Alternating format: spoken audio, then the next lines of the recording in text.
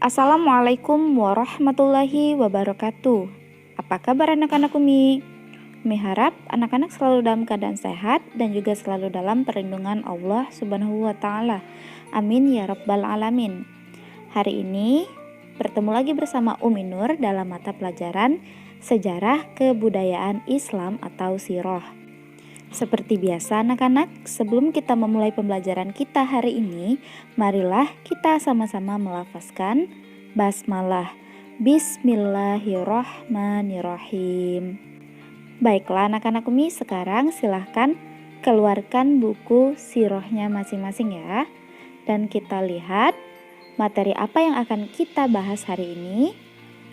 Ya, bab 4, peristiwa wafatnya Nabi Muhammad SAW. Jadi, pada pertemuan kali ini kita akan membahas peristiwa wafatnya Nabi Muhammad SAW. Silahkan dilihat bukunya dan juga silahkan disimak videonya. Muhammad bin Abdullah adalah manusia pilihan yang diberi tugas oleh Allah Subhanahu wa taala untuk memperbaiki kehidupan manusia di dunia. Nah, sekarang mari kita pelajari dakwah yang dilakukan Nabi Muhammad SAW sejak awal kenabian sampai menjelang akhir hayatnya.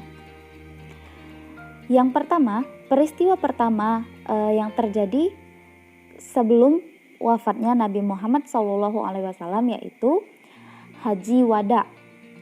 Pada tanggal 25 Zulkaidah tahun ke-10 Hijriah, Rasulullah SAW beserta sekitar 100.000 orang kaum muslimin berangkat ke Baitullah untuk menunaikan haji. Ini adalah haji wada atau haji perpisahan bagi Rasulullah SAW. Peristiwa kedua yaitu kondisi kesehatan Rasulullah menjelang wafat. Sekitar 3 bulan setelah Rasulullah SAW mengerjakan haji wada, beliau menderita sakit demam. Keluarga Rasulullah sempat khawatir bahwa Rasulullah SAW mengalami radang dada. Namun Rasulullah SAW menjelaskan bahwa Allah Subhanahu wa taala tidak akan menimpakan penyakit seperti itu. Ketika rasa demamnya sudah mulai menurun, Rasulullah SAW menyempatkan diri untuk sholat di masjid bersama para sahabatnya. Selesai sholat, beliau berkhutbah. Hai kaum muslimin, kupanjatkan puji syukur kehadirat Allah yang tiada Tuhan selain Dia. Barang siapa di antara kalian ada yang kupukul punggungnya, inilah punggungku. Dan sekarang aku siap menerima pembalasan. Barang siapa pernah kucemarkan kehormatannya, sekarang aku siap dicemarkan kehormatanku sebagai pembalasan. Kemudian peristiwa yang ketiga, detik-detik sebelum wafatnya Rasulullah SAW. Dalam detik-detik akhir hayatnya, Rasulullah SAW masih sempat berwasiat bagi umatnya. Dan wasiat yang disampaikan Rasulullah SAW adalah agar tetap menegakkan sholat dan berlaku baik terhadap hamba sahaya. Rasulullah SAW wafat di rumah istrinya Aisyah bin Abu Bakar dan dimakamkan di rumah itu juga, tepatnya bersebelahan dengan Masjid Nabawi pada saat itu. Nah, sekarang sebelum Umi melanjutkan materinya, Umi akan memberikan pertanyaan untuk anak-anak. Kapankah Rasulullah SAW wafat dan pada usia berapa? Umi ulangin lagi, kapankah Rasulullah SAW wafat dan pada usia berapa? Silahkan anak-anak semua yang mendengarkan dan juga menyimak pertanyaan ini untuk menjawab pertanyaannya dengan cara mengirimkan jawabannya via WhatsApp. Silahkan dijapri ke WhatsApp Umi ya. Baik, sekarang kita lanjutkan lagi. Wafatnya Rasulullah SAW tidak dapat diterima oleh Umar bin Khattab. Awalnya Abu Bakar yang melihat itu berusaha menasehati Umar dan meyakinkan Umar bahwa Rasulullah SAW telah wafat. Akhirnya, Umar yakin dan percaya bahwa Rasulullah SAW telah wafat setelah Abu Bakar membacakan firman Allah yang berbunyi, "Dan Muhammad hanyalah seorang rasul, sebelumnya telah berlalu beberapa rasul. Apakah jika dia wafat atau dibunuh, kamu berbalik ke belakang atau murtad? Barang siapa berbalik ke belakang, maka ia tidak akan merugikan Allah sedikit pun. Allah akan memberi balasan kepada orang yang bersyukur." Quran Surat Ali Imran ayat 144. Peristiwa yang keempat, meneladani sikap tegar Abu Bakar. Seperti yang telah dituliskan bahwa Abu Bakar As-Siddiq merupakan sahabat terdekat Nabi Muhammad SAW sekaligus sebagai mertuanya. Dan dapat kita bayangkan betapa sedihnya hati Abu Bakar atas wafatnya Rasulullah SAW tersebut.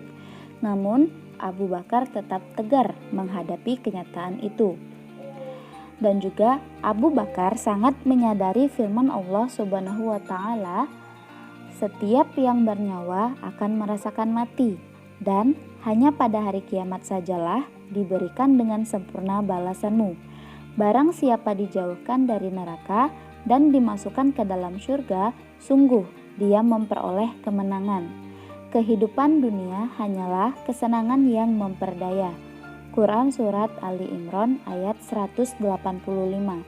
Serta, "Sesungguhnya engkau Muhammad akan mati dan mereka akan mati pula." Quran Surat Az-Zumar ayat 30. Dan peristiwa yang terakhir, meneladani kecintaan para sahabat kepada Rasulullah SAW. Kecintaan para sahabat terhadap Rasulullah SAW mengalahkan semua bentuk kecintaan yang ada di dalam hati mereka.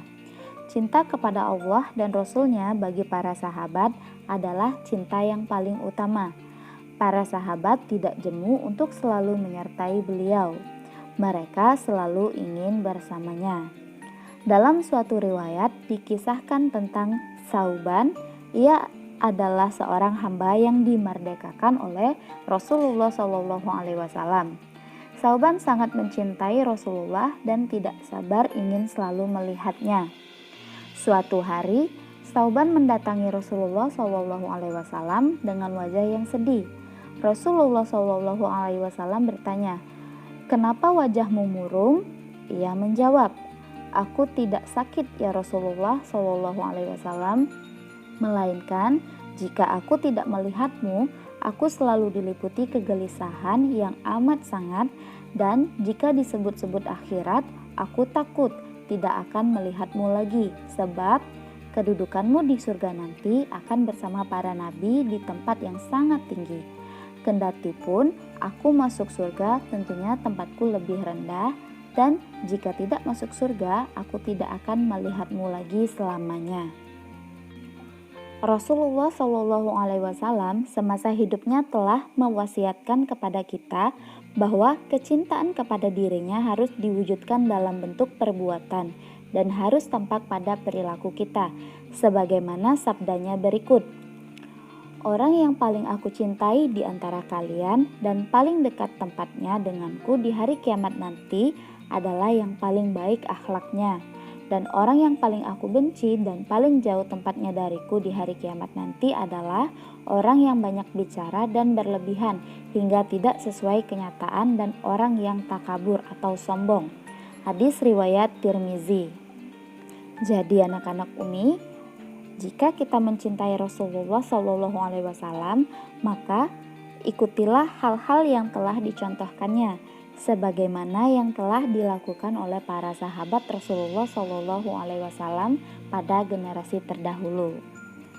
Baiklah anak-anak Umi, itulah tadi peristiwa wafatnya Nabi Muhammad SAW yang telah Umi jelaskan. Anak-anak bisa melihat kembali bukunya pada bab 4 ya. Oke anak-anak, Umi rasa cukup sampai di sini dulu pembelajaran kita hari ini. Namun sebelum kita mengakhiri pembelajaran kita hari ini, alangkah lebih baiknya jika kita bersama-sama melafazkan hamdalah. Alhamdulillahirabbil alamin. Umi akhiri dengan wassalamualaikum warahmatullahi wabarakatuh.